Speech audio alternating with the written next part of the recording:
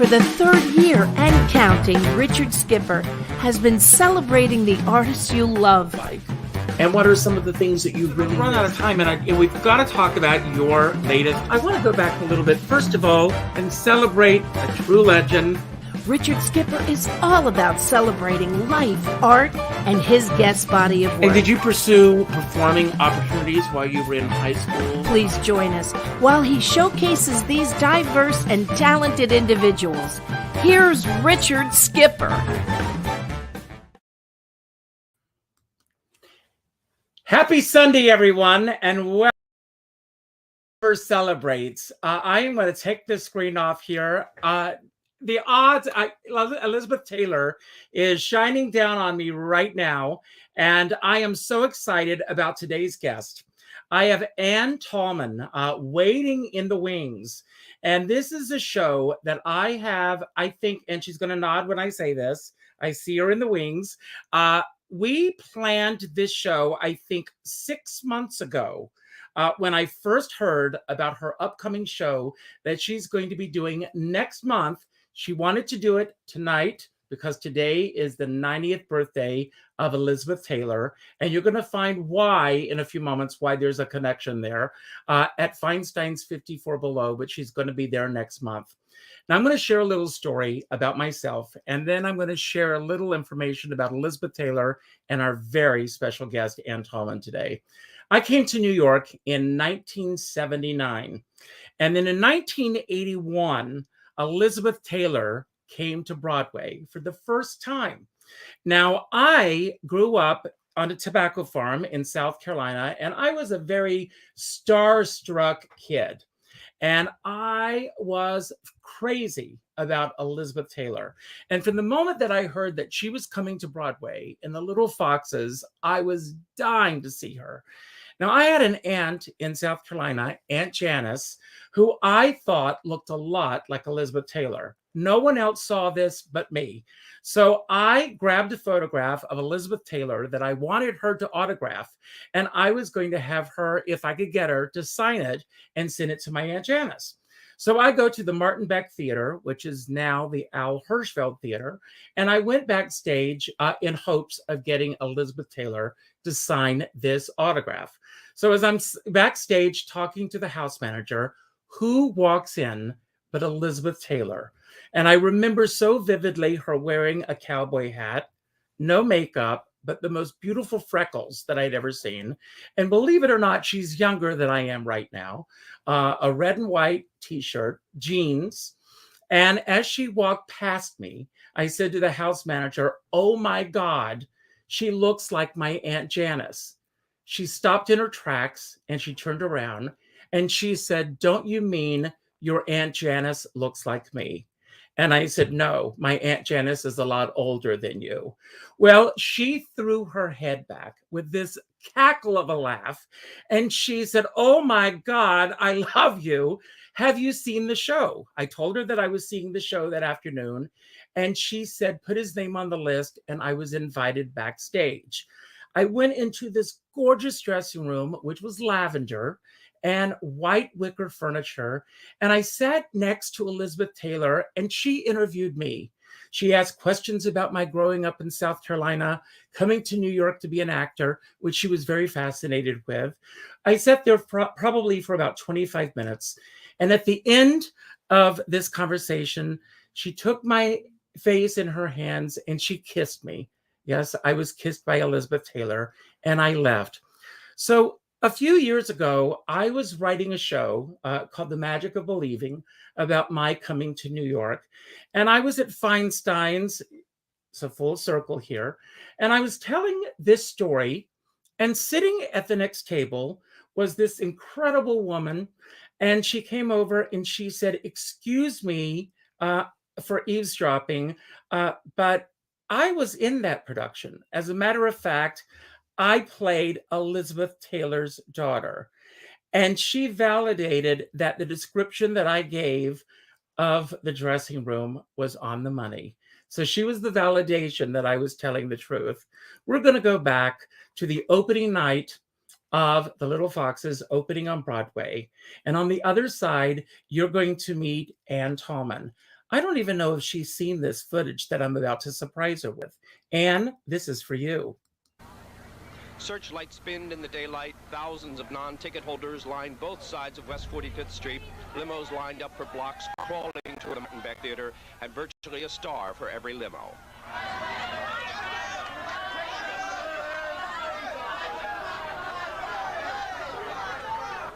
Everyone eager to see a long-established screen star make her Broadway debut. It was clear very early on in the evening that Miss Taylor meant business, and the business was the business of theater, of the demanding challenge of working before a live audience by a woman who had, before the show began, no stage experience at all. And she did not choose an easy play or part in Lillian Hellman's beautifully wrought 40-year-old story of rampaging greed within a turn-of-the-century Southern family. If I do, I'll add what's necessary. I'm sure of that. You can be quite sure. I won't deny. Deny your head off. You couldn't find a jury who wouldn't weep for a woman whose brothers steal from her. And you couldn't find 12 men in this state you haven't cheated and hate you for it.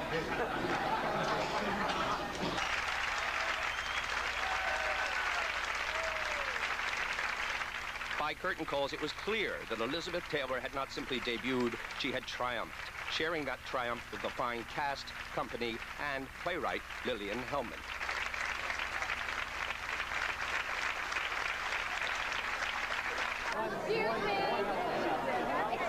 After the play, a party in honor of Elizabeth Taylor at the disco known as Xenon, toned down a bit musically for the occasion. Everyone knew that the star was at a private party. The question was, would she show up at Xenon? She did. Is it as exhilarating as making a movie? Well, it's more exhilarating than anything I've ever done before, because you are working with a live audience, and it's like an umbilical cord that goes back and forth, and there's a flow, and it's just so wonderful because you're working with real live people. Of course, there were misgivings along the way. Oh, of course, everybody's nervous. I mean, your life is up there on a limb. I don't think anybody is totally confident. But there was a terribly terrific feeling of high. Hi, Elizabeth. And yes, that was, if you saw that, her husband, Senator John Warner, behind her. And yes, the limited engagement has been extended to early September. Quite a show. And Ann Talman, I am so thrilled that you are here. What memories does this evoke from that opening night? Oh my gosh. Well, it's the first time I ever rented a limo. And oh my gosh. Well, I didn't know that footage existed. I'm gonna want that, I'm gonna want that. I want to tell you, as I was doing my research today, and I got that literally 30 minutes before we went live, because that came to me off of YouTube. Thank you, YouTube. Wow. I had not seen it until today, and it just brought back memories. I pulled a card this morning. The word for today is comfort, and that's the word that I'm using. And so I want to ask you, making your Broadway debut, Elizabeth Taylor making her Broadway debut the same night. You're both getting your equity cards. Was it comfortable for you that first night? I know that you both were ready, but were you really able to enjoy the evening and what that the impact of what this was? Yeah, I was, partly because we had been doing it for a while, which was really smart of Zev Buffman, the producer, yes, and Elizabeth. First of all, we were the first Broadway play to rehearse on a Broadway stage, which was Elizabeth's doing. We rehearsed on the stage of the Golden Theater so that she could really get used to projecting. Then we opened at the Parker Playhouse in Fort Lauderdale, and then I think 6 weeks. Then we were at the Kennedy Center for like a few months, and then we had previews and then opening night. So that was all planned, I think, to get rid of the nerves and the kinks and all that. And so we really did enjoy opening night. And the party, I thought the party was at Studio 54. And then the after party was at Sardi's. And it was really, the most nervous person was Maureen. Maureen Stapleton would always, at the opening night of each venue, each locale, and she was with us through LA. She was very, very nervous. She usually would throw up.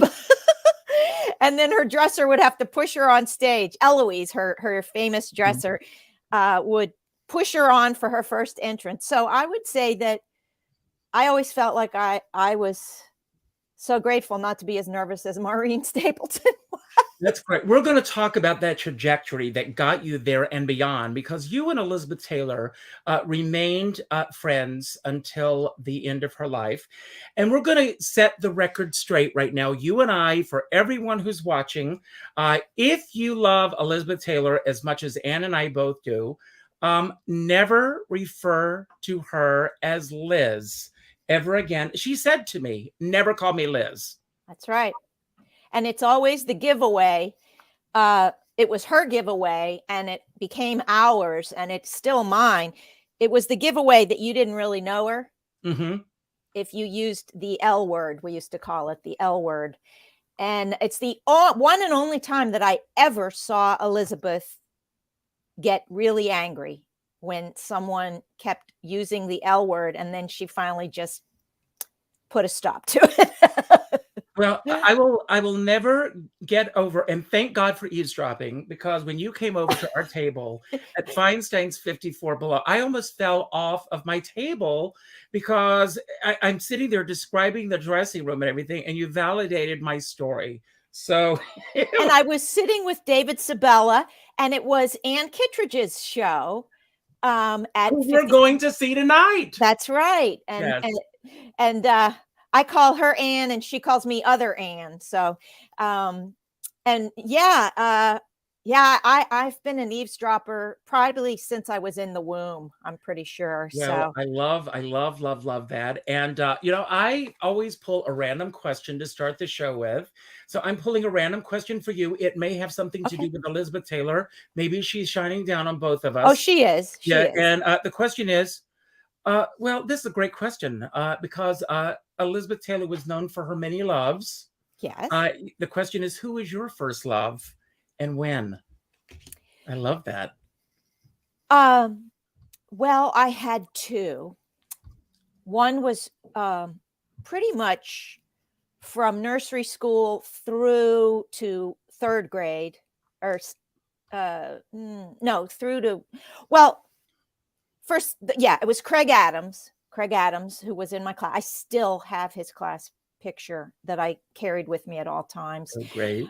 And then it was Stuart Damon, the prince from Cinderella, the one with Leslie Ann Warren.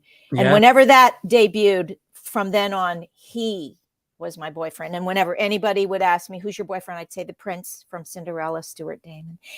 And in 1997, I, for a year, had a recurring role on General Hospital, and I got to hang out with him. And I told him, and I told him all about, I had scenes with him and everything. And I told him all about how he was my first true love.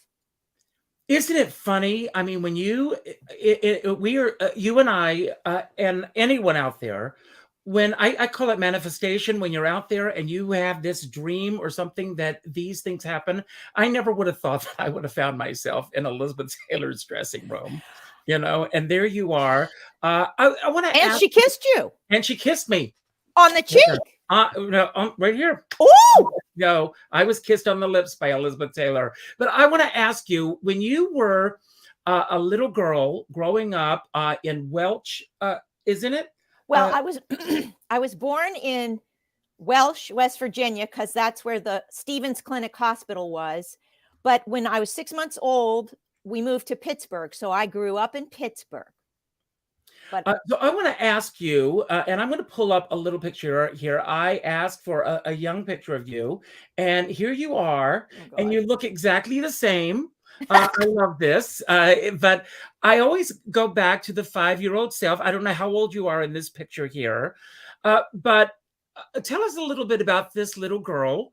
And was she a little girl who loved the movies? And did you grow up wanting to be in the world of theater or film?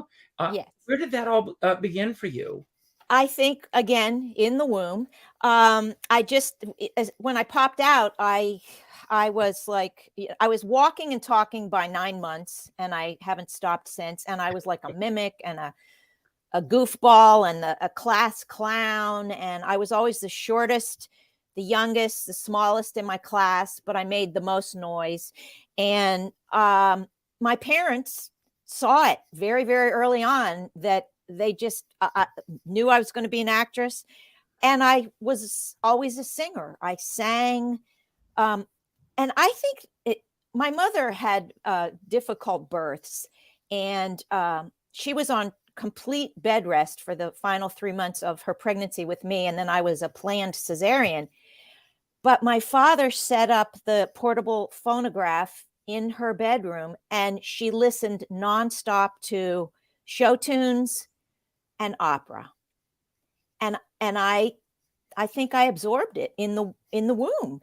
And I taught myself how to sing. Oh, and I had the story that my parents told was, I had imaginary friends and an imaginary tiger. And one day my dad walked in the front door from work, and I burst into real tears. And my mother said, "What?" And my dad had stepped on my imaginary tiger's tail. And from then on, they knew that I was going to be an actress, and they would try to help me make sure that I understood the difference between reality and play acting. And it was around that same time, my mother was the first person to remark that I resembled a young Elizabeth Taylor from National Velvet. And she actually said, "You could almost play her daughter." And of course, at the time, I was doing an interpretive dance of a percolator, because I would just do objects, not, so I was doing the percolator, and she just said, "Even as a percolator, you could be Elizabeth Taylor's daughter." And it started that with her. But I have to say, every time National Velvet was on TV, like, a rerun, my teachers in grade school, high school, college, after college, would then say to me, "Oh my gosh, you look like a young Elizabeth Taylor from National Velvet." And of course, my joke is, only National Velvet when she was 12. That's it. Mm-hmm. And so it was just always a thing. And to then even just be asked to audition to play her daughter was... Well, before we get there, we're going to get there in a few moments, but when you were in school, did you have the opportunity, did you have an arts and education program when you were in school? What were the opportunities that you had, in Pittsburgh? And at what point did you go back to Virginia or West Virginia, or did that come much later in your life? Well, the school district that I grew up in, Upper St. Clair in Pittsburgh, was so terrific, and it had a wonderful arts, music, theater, band, choir program. And the three influences of my life were Mr. Robert Giles, our choir director, Mr. George McClintock, his assistant for all the musicals, and Mr. Bob Bennett, who was the band leader, and then also Mr. Hirschfeld, who was the theater, because they were my mentors. And all through high school, the choir was as big as the football team where I grew up, and the football players were in the choir, so we called them the choir jocks. And I learned everything about being a professional from them in high school, particularly Mr. Giles. And I'm so grateful for that, particularly discipline. Oh my gosh, he was, and he was a lot like what I've heard Hal Prince was like, if you're late, you're out. And Pittsburgh also was just and is a tremendously cultural, That's true. very rich town. And there was Carnegie Mellon and Heinz Hall and the symphony and then I went to Penn State. My mother died suddenly when I was a junior. She was killed in a car crash. God, I'm so sorry. But so she actually never saw me. She saw me in musicals in high school and college, but I have never a feeling play. she saw you. I had a feeling that she saw you. And after my sophomore year of Penn State, I really realized, well, I'm an actress and a singer. So I auditioned for Carnegie Mellon for the music department, and I literally they accepted me on the spot at my first audition for music, but I didn't really want to be an opera singer. And also I was terrified that I would not be able to handle the math of music comp and theory and all that. So I decided to stay at Penn State and finish out as a theater major with an emphasis in music. And everyone at Penn State, I'm so grateful to for my education. And really, the way I got back to Virginia, which I have an apartment in New York because New Yorkers never give up their apartment. Right. But after my father passed away, I went to Charlottesville, Virginia to look at some land that he had left me. And I went hot air ballooning and I met my future husband. Hot air ballooning in Charlottesville, Virginia. So now I tell everyone I'm bicoastal, Charlottesville and New York. He's a professor of economics at the University of Virginia. And we've been married since 2004. We're each our second marriages. That's my first husband. Oh, that's the first marriage. That's okay. We're best friends. Okay. That's good. Bruce McVitie, who is a brilliant actor. He's my best friend. And he's also a registered nurse. To your current husband, so forgive me for that. And that's okay. And my current husband is totally different than I tell everyone. He's husband now, he's Valium and I'm cocaine.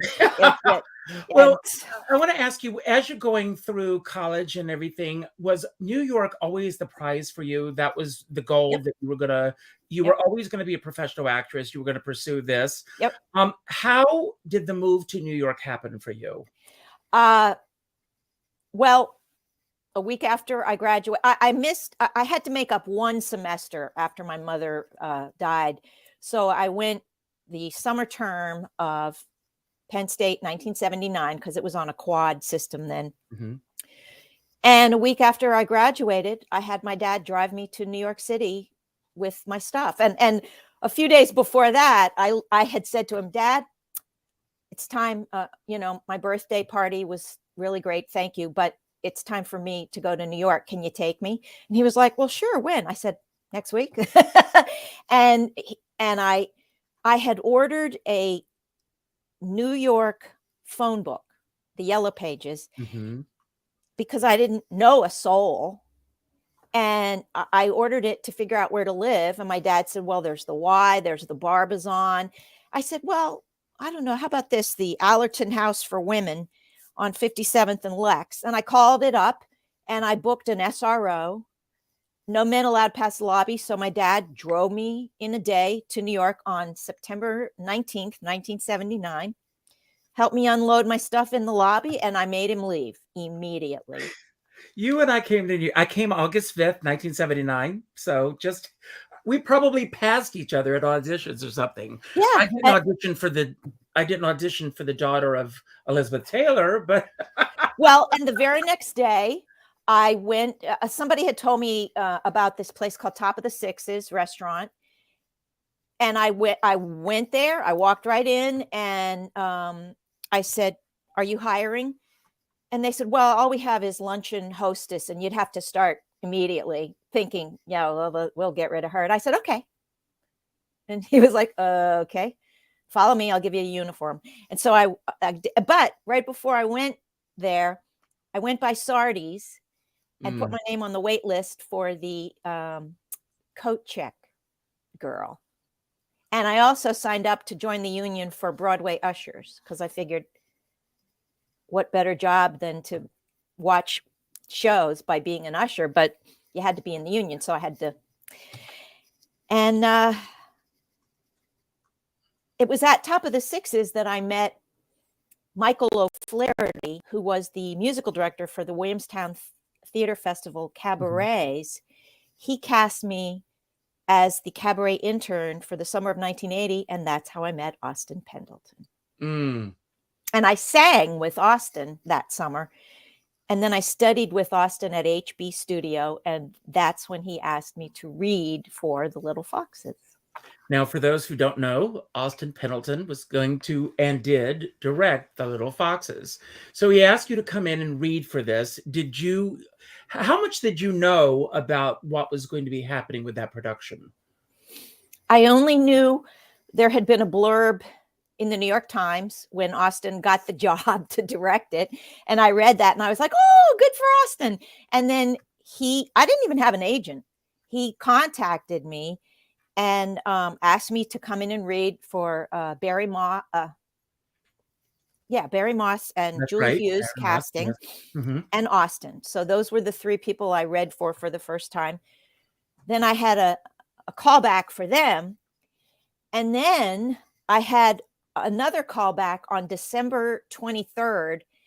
And so my dad brought the family to New York to be with me so that we could all still be together for Christmas. And I was asked to go to Lillian Hellman's apartment on Park Avenue to read for her. So I did that. And then about a week after Christmas, I was told to go back and read for Lillian again. And then about a week after that, they called and said, I got the job. That's incredible. Now, I want to go back to that first time that you read, obviously, and a good lesson there. Be nice to everybody you meet in this business. Obviously, you and Austin were friends. You were also colleagues. And he asked you to come in and read for this. Was it comfortable for you reading because of your friendship? Were you nervous reading? Did you realize the magnitude of what you were auditioning for at that point? I did. And I did my homework and I worked really hard. I knew it by heart, although I held the paper, but I knew it by heart. I studied. I did the work because, again, back to high school, and then also my dad instilled in me a tremendous work ethic. And I have always found that I'm less nervous if I know I've done the work. Now, what an incredible honor to be asked to read for Lillian Hellman. What was that experience like for you? Well, and in her Park Avenue apartment. Yes. It was really neat.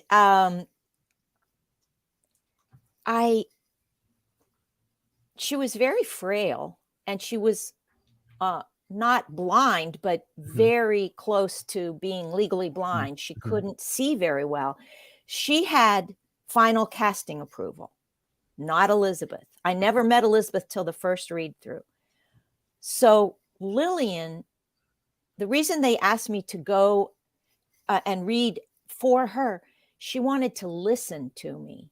So we were in her living room. The reader, me, and all the other people were sitting around. And I remember she just was listening more than anything. And I had read all her books. And when I told my dad that I was going to be meeting and reading for Elizabeth Taylor, he was like, oh, she's a marvelous writer. Dash Hammett, too. I mean, my dad was as well read, and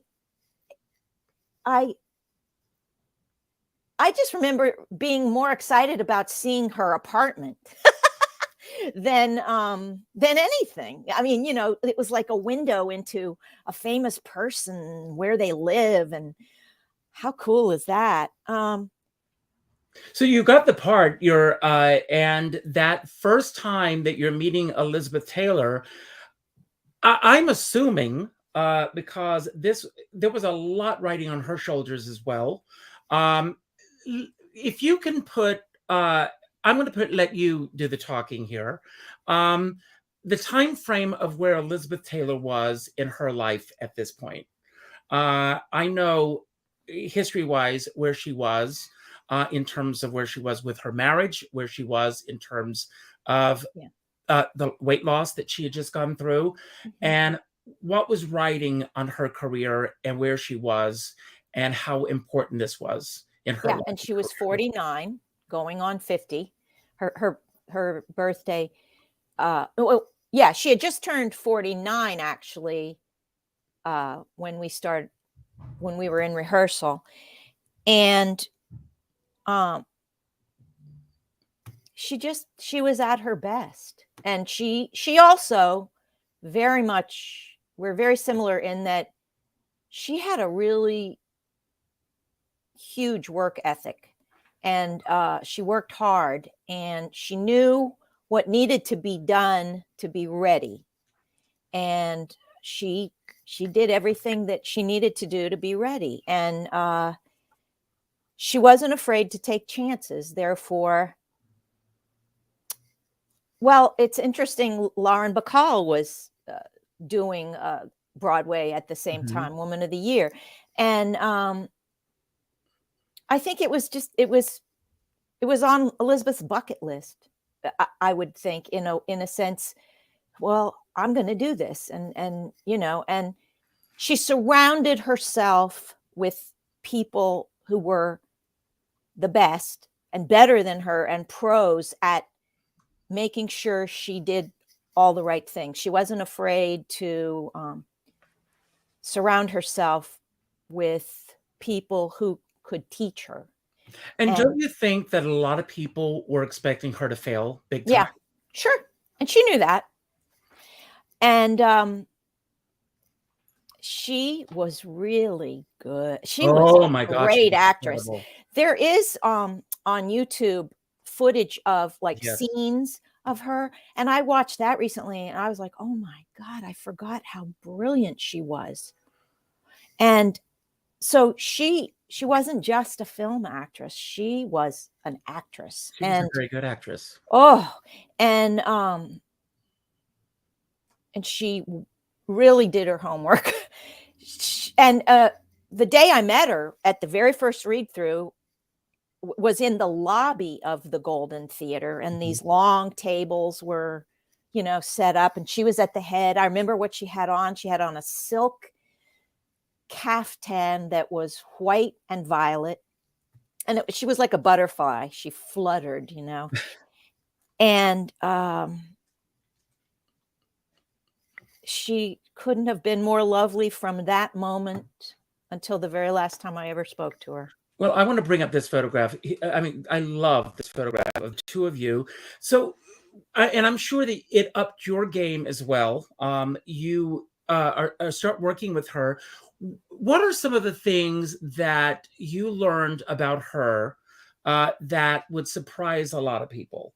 That when someone is such an iconic figure, I know, being friends with Carol Channing, that people think of her as this iconic person that's almost not real. And it's the same thing with Elizabeth Taylor. I think a lot of people don't think of her as this real human being with likes and dislikes and good days and bad days.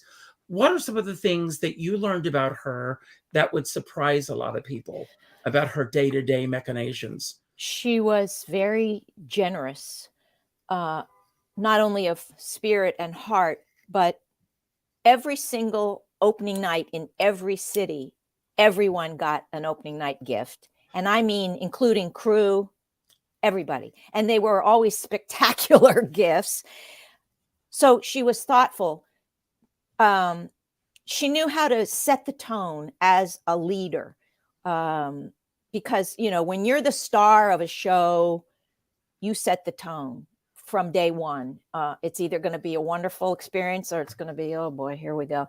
And she knew to set the tone. And she also she was incredibly down to earth and authentic. And the reason I say that, she and I both were the babies with one older sibling, an older brother. And my older brother was severely cerebral palsied and nonverbal from birth. And his name was Woody. I'm going to bring up a photograph of Woody. I love this photograph of the two of you. There he is. And he was gorgeous. Yes. And very bright, just And here he is handicapped physically, not mentally at all. Yeah, that was him. I got him out of his wheelchair to dance with me at my first wedding. And I have always judged character by how people deal with my brother. And my brother has always judged character by how people deal with him.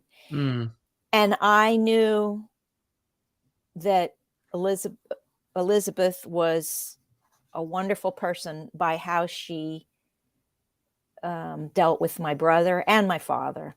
But my brother, I mean, by that time, by opening in New York, when my dad and brother did come in matching tuxes to a matinee, Elizabeth had heard so much about him, but she had never been around a handicapped person quite like him.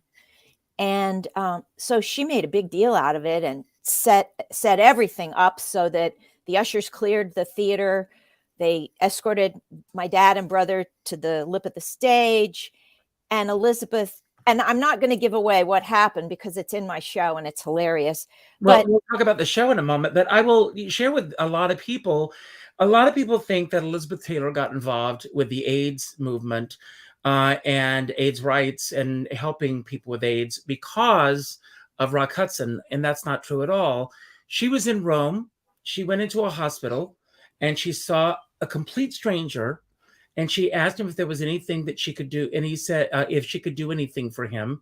And he said, I want a hug, because nobody would touch him because it was such a, people were afraid that it was airborne at the time, that you could get it from touching someone. And she said, my God, these people just need to be held and loved and everything. And from that moment on, she fought for everybody living with AIDS.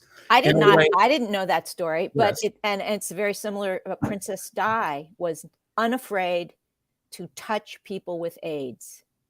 And I do talk about how Elizabeth was the first celebrity to stand up for her gay friends and then devote her time and money to co-creating AmFAR. And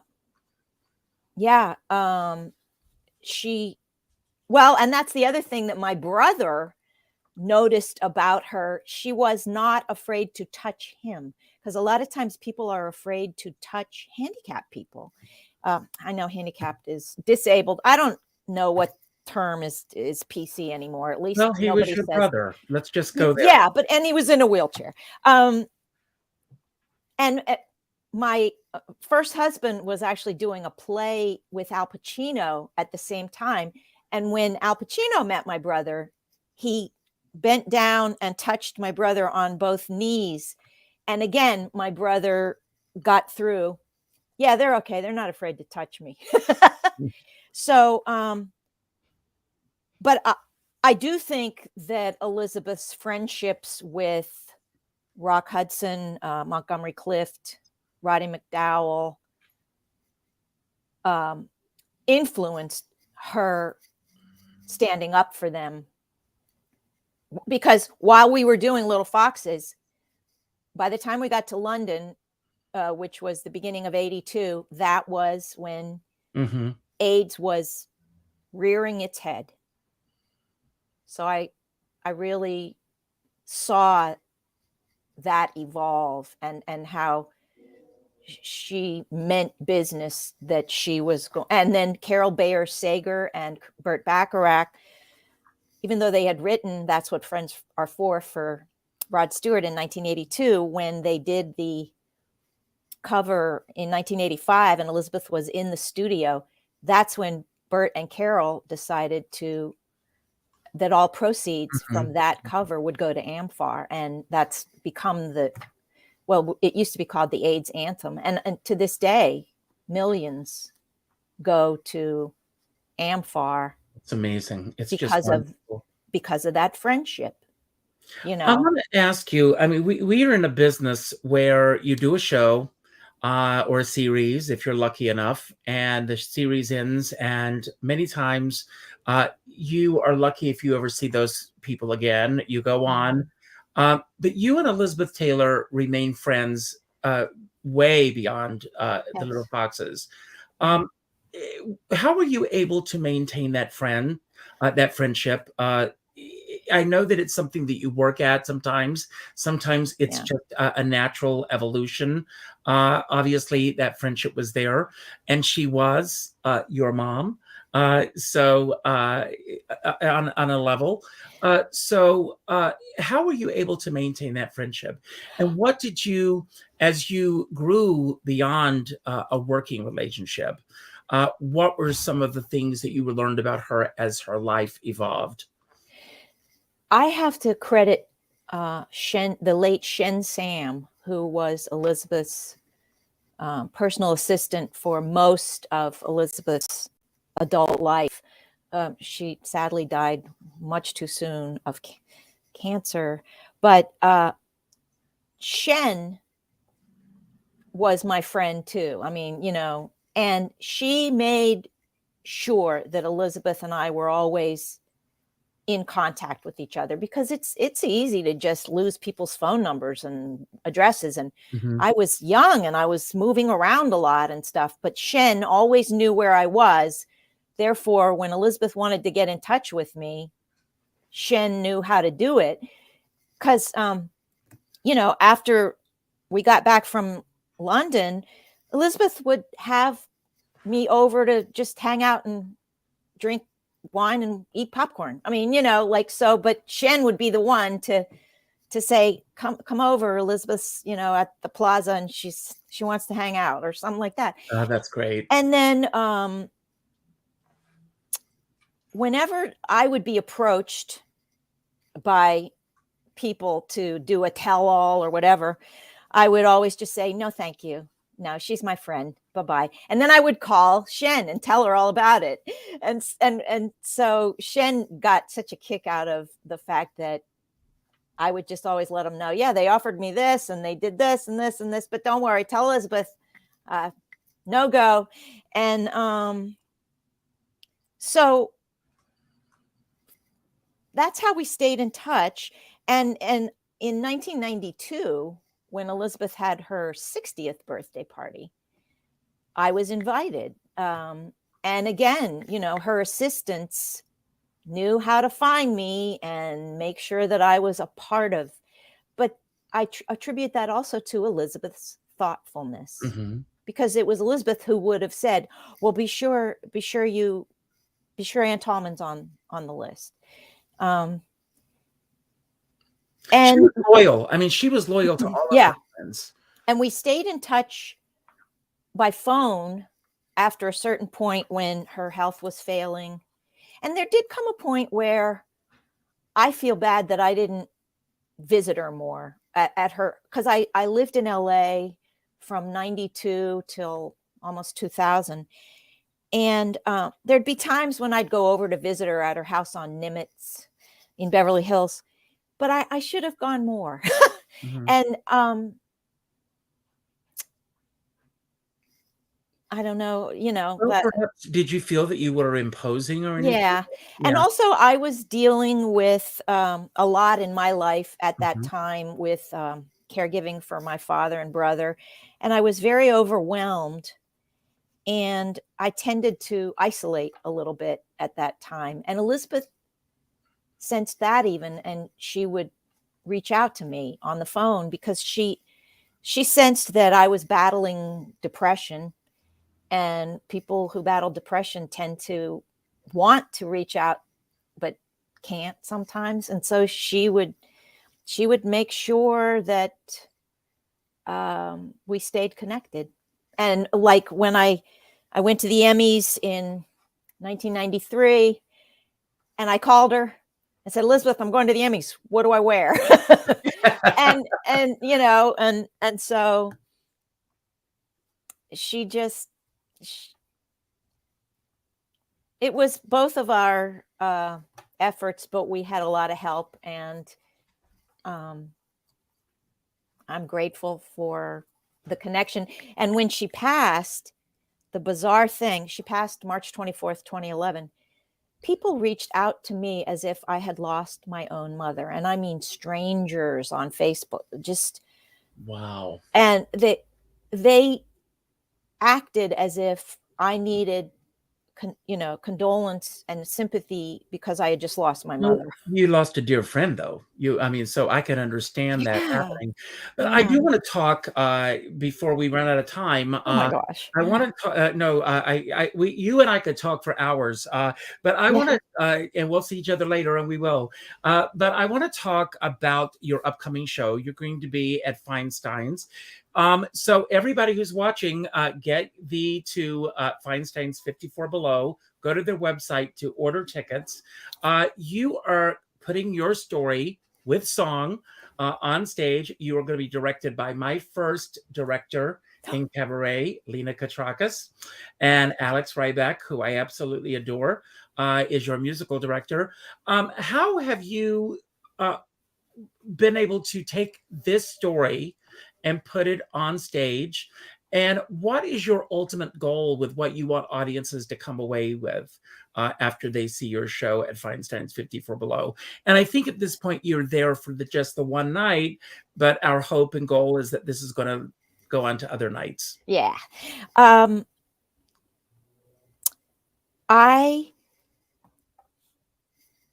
really discovered first I started out writing a solo play purposely to dig deep into the things that I wanted to touch on in the cabaret. And I wrote a solo play and workshopped it and everything, never intending to produce it, but for it to help get me really deeply into the mother-daughter relationship that I had with my mother and with Elizabeth.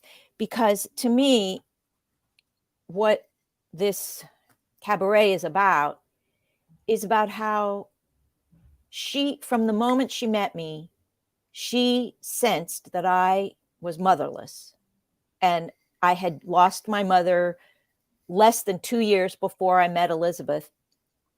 And she just absolutely took me under her wing in a motherly capacity. And excuse me, Gesundheit, God bless you. True. Yes. And so that is the heart and soul of my cabaret. It's not just a show about how I got to be Elizabeth Taylor's daughter and here are some fun songs. It's the story of how an extraordinary human being saw a need in someone to be mothered. Well, I will say this about Elizabeth Taylor. She had a phenomenal relationship with her mother. And Elizabeth Taylor was a phenomenal mother. Yes. And the relationship that she had with her children and her grandchildren was unparalleled. Yes. And so God bless you. I always end our shows with my homage to James Lipton and Inside the Actors Studio. So I've got some random questions I'm going to play around with you. And while we're doing this, I'm going to bring the word this up. And everyone, you have a chance to win Elizabeth Taylor, A Shining Legacy on Film. As I was saying to Ann before the show started, I wanted to get a book that celebrated Elizabeth. And there's so much garbage out there. And I applaud you for saying no to all these people, because I'm sure it would have been easy to make an easy buck on this. Years ago, Carol Channing went through she was going through a messy divorce when her husband passed away. And I was called by every talk show to go on, and I turned them all down. and I could have been on every single show on the air, including Saturday Night Live and Oprah at the time. And I said no to all of them. And Carol, she used to say, well, I know that you would have done well, Richard. But I said, no, I wasn't going to go there. So if any of you want to take this book home with you, we're going to keep this level of Elizabeth Taylor going. And by all means, go to Feinstein's 54 Below. I'm going to be there, and I can't wait. And yes, Thursday, March 31st, 9:45 show. Yes, and I can't wait. I'm going to, the first question that I'm going to ask you is, when were you, this is going to be an interesting question because this is a business of ups and downs. But the question is, when were you most disappointed in yourself in your career, and how did you get through it?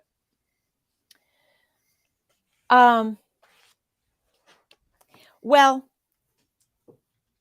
I have had to take off huge chunks of my life as an adult to care for my brother with cerebral palsy and my father who had senile dementia of the Alzheimer's type and was in a facility for over 10 years. And I was in charge of the care of my father and my brother, long distance.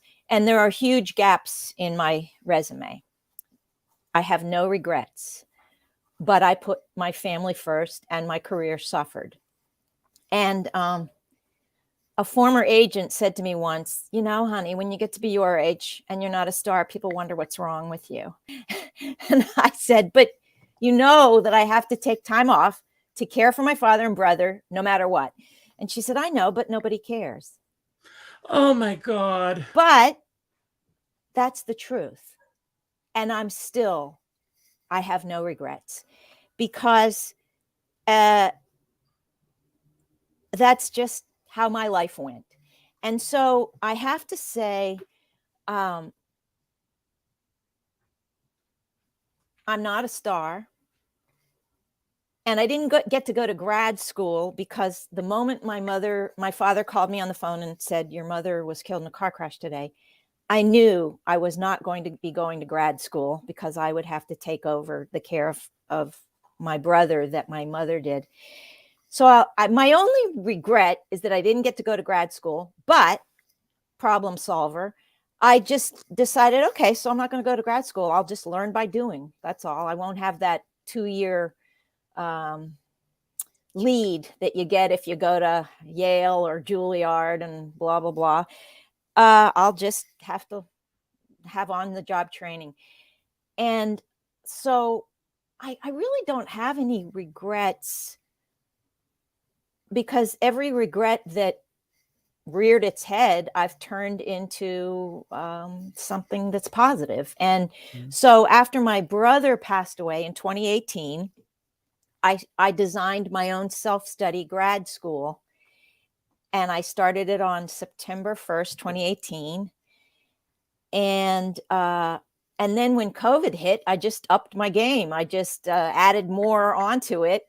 And I graduated last September. And Lena and I joke that this show is my thesis. I love it. My PhD thesis of my grad school, and I did it my way.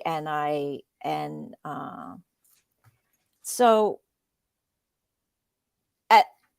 I mean, there were a lot of stars in the 1980s who we all started out on the same level, and then I watched them go like that, and I didn't for a lot of reasons. But I'm now kind of in a better place than a lot of them. And I'm creating more now and writing, and I've written solo plays. I did a documentary.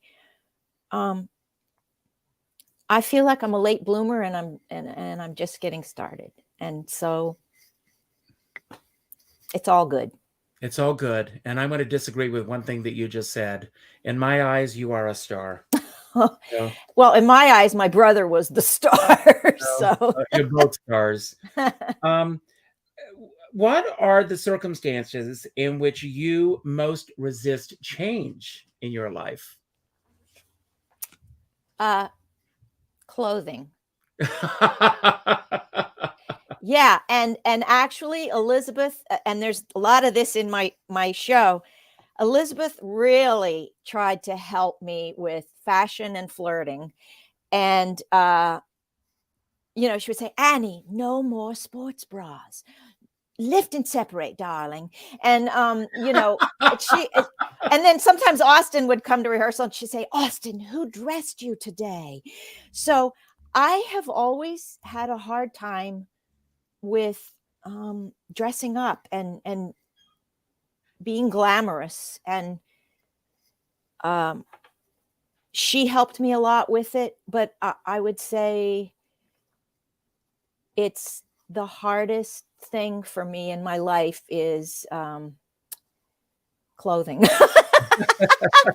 And so, you know, I've made the most of COVID because I have my day into night into day wear, which is pajamas. Well, I love that too. But I'm working on it all the time, and I know how to ask for help. I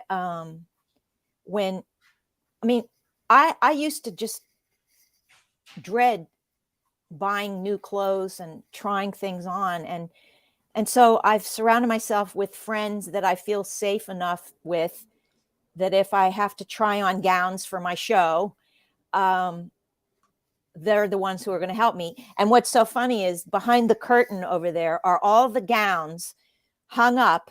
I put the curtain there so that the gowns wouldn't look goofy, that I'm going to be trying on in the next few days to decide which one to wear for this show. And I'm going to need some moral support. Oh, that's wonderful. I love it. I may actually ask you to come over and help me. Oh, I'd love to. Okay. I'll be there. If I'm available, I'll be there. What is the best thing that you inherited from Elizabeth Taylor? A continuing sense of humor. And it turns out she and I have almost an identical laugh, you know, that cackle and that Yeah. kind of thing. I've had that my whole life, but I got it from Woody. But anyway, that, and she loved practical jokes. And so actually I want to contact Jen Tepper, because she writes books about, you know, and I want to say, do you want to hear all the practical jokes that Elizabeth pulled during Little Foxes and beyond? Because she loved practical jokes, and I love practical jokes, and she loved puns, and I love puns. So sense of humor. Absolutely. That's wonderful. Yeah. Who is the most amazing person that you met through Elizabeth Taylor? Princess Di. Yeah, Princess Di, who was 8 months pregnant with William, and she came to a matinee in London, and there was a receiving line, and we were all taught the protocol, and you had to curtsy and all this. And when she got to me, we were the same age, and she looked at me and she said, "How do you do it?" And I said, What? She said, "How do you talk to so many people? How do you handle it?" And I said, "How do you?" You know, I said, I you know what? I don't know. I just do it. I just, you know, moment to moment, one breath at a time, you just kind of do it. And she said, "Oh, it's so hard." So, you know, I think she realized that on a much smaller scale, I was being thrown at people in a way that's not normal. And she could sense that I was a kindred spirit, that, you know, I wish that I could have like said, you want to hang out, and let's have a slumber party, and I'll tell you. And I'm sure she would have loved that. If you had asked her, I'm sure she would have done it. Yes, because I could tell she really wanted to talk to me about how do you deal with crowds and how do you, so, but she was so beautiful and sweet. And to me, that was the most thrilling person I met in the whole experience. And I met a lot of famous people, and I kept logs of who all I met. Well, that's she amazing. she was it. Wow. I want to ask you this. You lost your mom at such an early age, and and you losing your father, Elizabeth Taylor, and your brother, all these people who mattered and meant so much in your life and shaped your life. Has your attitude towards death and passing changed over the years? Yeah. And what is your attitude towards well, it has evolved over the years. I'm not afraid of death in the least, and I'm not afraid to die. I'll just be really pissed if it's sooner than I want it to be, because I got a lot of stuff to do. Yes. But being with my brother, and he took his last breath in my arms, smiling, looking into my eyes, was the greatest moment of my life. And he was not afraid of death. To me, there's just nothing to be afraid of. It's just a means to an end of something else about which we won't know until we experience it. And also, well, my father did not have a good death, and my mother had a very horrific death. I mean, she was killed instantly in a head-on car crash with a tractor-trailer truck. But I believe that even in those moments of those types of deaths, and I'm seeing, with Ukraine and everything, I believe that your spirit can leave your body even before you're dead, so that you feel no pain, and adrenaline kicks in, and even those kind of deaths don't have to be as frightening as we usually think they are, because I believe that God helps us feel no pain in that transition. And we all have to experience it. And I mean, I think that I would love to at some point be a hospice volunteer, because I'm really, really good at being around people who are dying. And it doesn't scare me. I also helped my husband. I was with him and his mother when she took her last breath, and I helped them all because I had learned so much from being with Woody and my father. There's nothing to be afraid of. And the other thing is, you just prepare, for Pete's sake, prepare your family, prepare your kids, get your ducks in a row, and, and don't be afraid to talk about what happens to my stuff and blah, blah, blah. It just, because it just makes it so much easier. I know. Oh, it's just awful when people don't do that. And then the people who are left behind feel so burdened, and it doesn't have to be that way. Absolutely. I'm going through that right now with I my friend know. Peggy. I'm dealing with as the executor for her estate. It's unbelievable. Well, maybe that's a transition into my next question. What is something that you will never understand? I'll never understand why my brother was born severely cerebral palsied. I mean, I know the reasons cognitively. My mother he was a huge baby, almost 10 pounds. Her first live birth, she was in labor 36 hours. The doctor should have called a C-section. He did not. My brother got stuck in the birth canal. His oxygen was cut off. And she used to say if he had been cesarean, he would have been perfect. And that's true. I I'll never understand why he had to have that journey of a life. And I don't really think I'm supposed to. Wow. Because, you know, it is what it is. But I'm just, there were times when I just wished he didn't have to have had that life. Oh, I'm sorry. But he made the best of it. He sure did. He did. And God bless you for being there for him and with him. Are you a pet person? Yes. And I know Elizabeth Taylor was. Oh, yes. As a matter of fact, she wanted, when we were in London, she wanted to give me, she got a Burmese kitten and she wanted to give me the other kitten from the litter.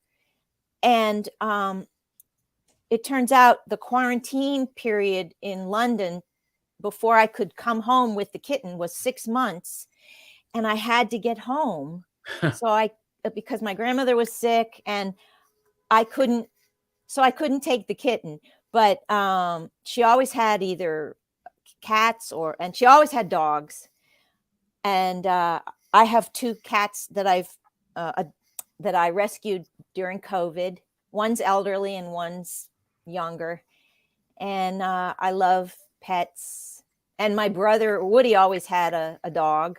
And I had a dog growing up too. So yeah, and my father raised Doberman Pinschers when he was a commander in the CCC during the Depression. So. Well, that's great. Oh, that's wonderful. And this is my last question, everyone. So this is your last chance to put in #comfort to take Elizabeth Taylor home with you. And the last question that I'm going to ask you on this is, do you believe in the afterlife? And if so, what do you think it will be like? Yes, I absolutely believe in the afterlife. And so did Woody, my brother. And I believe in past lives and recurring lives. And I think that the afterlife will be peace. Let's hope so. And I'm going to give away a book now. And here's how it works. I hit the draw button and my hands are here. So you know that I have nothing to do with who is the winner. And we're going to see who this is. And it's Frances Shea, who I love. Thank you, Frances. And she deserves this because she is the most giving person, one of the most giving people I know. And Frances, if you're not doing anything tonight, please go to Birdland. And I'm sure there are tickets still available. And see Ann Kittredge in movie night. She's celebrating the movies, and who knows? Maybe she's celebrating Elizabeth Taylor tonight. Who knows? Other Ann. I'm Ann, and she's other Ann for today. So I'm going to remove this from the screen. And congratulations, Frances. Yes. So I'll make sure, Frances, that you get the book. So don't go anywhere for a minute, Ann. I want to thank everyone for being here. As I said today, the word was comfort, and it's been a comfort for me. Sitting here with Ann. I love you, Ann, so much. I'm such a fan of your work. There's so much that we didn't talk about. Everybody go to IMDb and look at this woman's incredible career. She says she's not a star, but she's a star. There are different levels of being a star, and you are a star. And there's still time. And there's still time. And so I want to thank you all for showing up today. If this is your first time at Richard Skipper Celebrates, I hope that it's not your last. Please subscribe to my channel. My goal is to celebrate art and artists and their body of worth. Elizabeth Taylor's worth, Ann Talman's worth, Austin Pendleton's worth. He may be coming up here soon. Oh, yeah. So please celebrate them. Leave a comment here on YouTube. Share this with your friends. And please join me on the 31st at 9:45 at Feinstein's 54 Below as we celebrate Ann Talman once again and Elizabeth Taylor and hear a lot more than we covered today. I also end every show by telling everyone to go out and do something nice for somebody else without expecting anything in return. Go to your Facebook friends list and go to the 9th name that pops up and reach out with a phone call, not an email message, not a text message, not not an inbox message, but a phone call. This is an idea.